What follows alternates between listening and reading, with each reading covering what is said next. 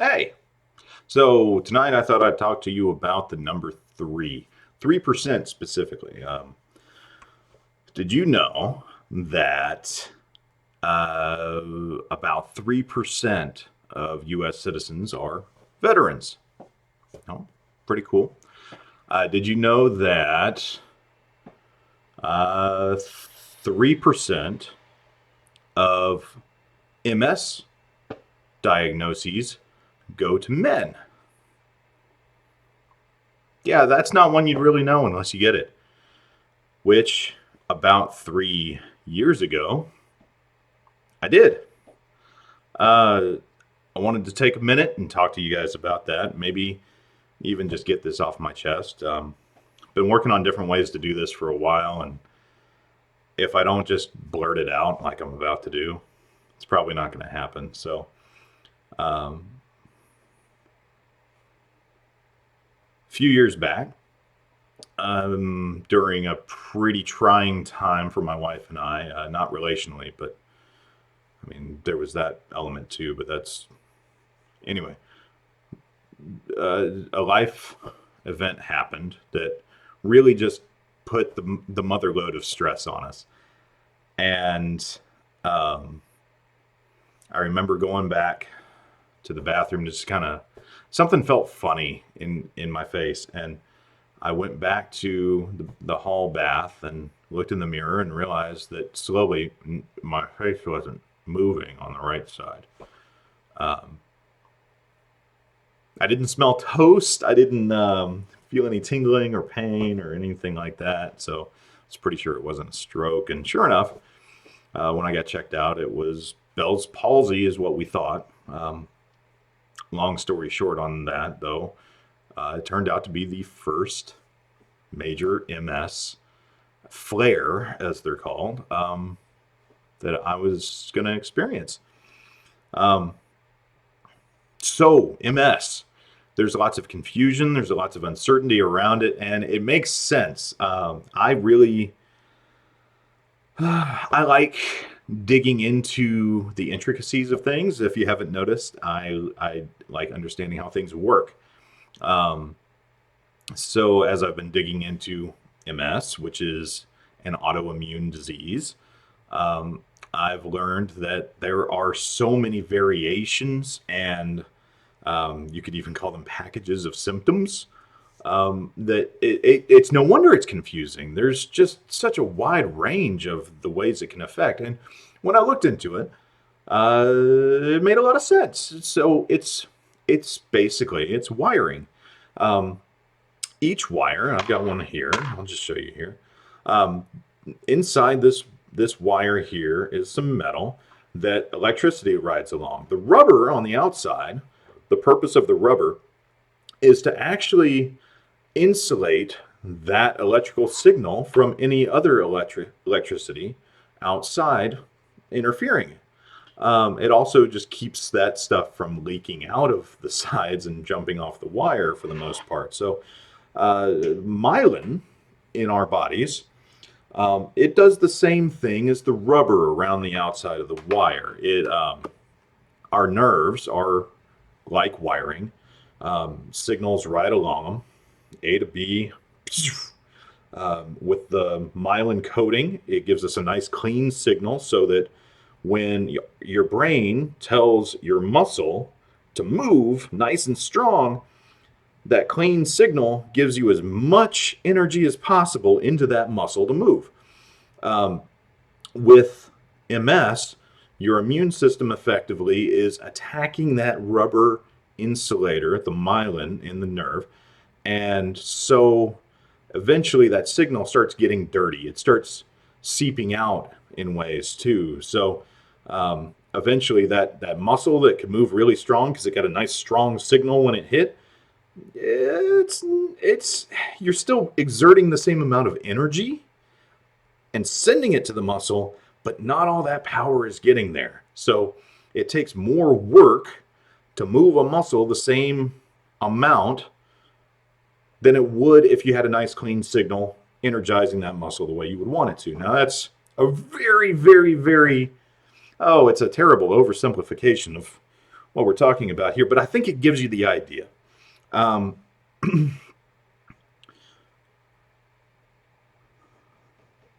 where was I going next? So what does MS look like for me? Well, as far as we can tell, excuse me, uh, it likely was triggered in me at somewhere around age 4. There seems to be a correlation with immune system obliterating events. So in my case, it was mono or Epstein-Barr is what it's considered or called pretty much overseas. Um, so when I was 4, got hit with that and started experiencing a slow progression across time of symptoms. Some of these symptoms looked like little finger twitches. Yeah. If you're having finger twitches, don't go running to your doctor and tell them that you have MS. I'm not saying that. I'm just saying with MS, it's a very complex thing, like any autoimmune disorder. You're going to build a case. There's going to be little hundreds, thousands of little evidences along the way that will give your doctor and medical professionals the insights that they need to give you a proper diagnosis. So in my case, started having some blurred vision here and there. I started having a little bit of dizzy spells here and there. Again, this is across 30 years, and it just kept slowly building. And at one point, I remember my right leg went numb for about 2 or 3 weeks. Yeah, I could get by, but it was not pleasant. What else was there? Word finding. Word finding is something that I started noticing was becoming a real problem for me. I wasn't sure what was going on. It's like, so word finding is like having something, just a particular word. It could be your wife's name, though, in this particular case. Or somebody that you know. So a word you should know. It should be very dear to you, and you just can't connect the dots. And the reason for that is your mind is looking for the memory, and the path to that memory isn't working very well. So, sometimes you can build other ways using associative memories to get around to it, which is what I use. It's a good process for me. If I can't remember the name, I remember things around the name, like it rhymes with, and those circuits are working fine. They get me there, and then I can just kind of backdoor the memory or the thought. Fatigue was really kicking my butt there for a while, so that was worth mentioning. Because you're exerting so much extra energy to move muscles and do things and think, you are burning through energy like mad. So by the end of the day, it's not just because you're old and overweight, like in my case. It's because you're literally you're an inefficient engine. It is not transforming energy into motion efficiently, and you're wasting so much. Some days are better than others for me, but specifically in hot weather, when heat rises, electrical resistance goes up, so it makes it harder for that electrical signal just naturally to move down the line. And then you add that to the myelin being worn away, and now it just starts leaking out even more along the wire before it gets to where it's supposed to go. So, yeah, I kept this secret until now. I mean, not super secret, but I've got a close circle of friends and some family that slowly became aware over time. I was not advertising this diagnosis at all, for a few reasons. One of them being, people can label you for your disease pretty easily. I've seen that quite a few times. Didn't feel like letting it happen to me, but the bigger thing was, if people label, in my case, if people were to label me as my disease, I was afraid I might fall into that trap myself and have to overcome that. And so by keeping it secret and trying to figure out, if I was going to label myself as the guy with MS, um, it helped me get a grasp on what that was going to look like. And I'm pretty sure I've spent the last couple of years not doing that. And I feel like I'm at a point now where I've got enough of a grasp on it. I've built enough of a foundation here that I'm not going to fall into that trap if outside influences start really pushing that. I am, I do podcasting. I'm an IT guy. I'm a dad. I happen to deal with this thing called MS. But you know what? I don't deal with paralysis. Like, I mean, not on a large scale. I've got all my limbs. There's a lot to be thankful for. I don't have, just go down the line. Just think about terrible things that you could have. I don't have those things. That said, I wouldn't have asked for this necessarily, but I will say I'm very blessed in that my symptoms are not very heavy. I get little eye twitches, like you'll see it sometimes in the podcasts, like just something else. They're called spasms. They'll just start, like my cheek will just start moving. It's weird, random things that just start, they just start firing. They start short circuiting. Sometimes limbs don't really want to work very well, and it comes and goes. But for the most part, I still ride my mountain bike. I still have a ton of fun. I go out and do every bit of adventure that I would. I still ride motorcycles, work on cars. I'm very active in that regard. And I'm a dad. I got 3 kids, happily married. Those all come before the MS element. The MS element gives me this neat little flavor of insight into a world of chronic disease and at least for, experientially.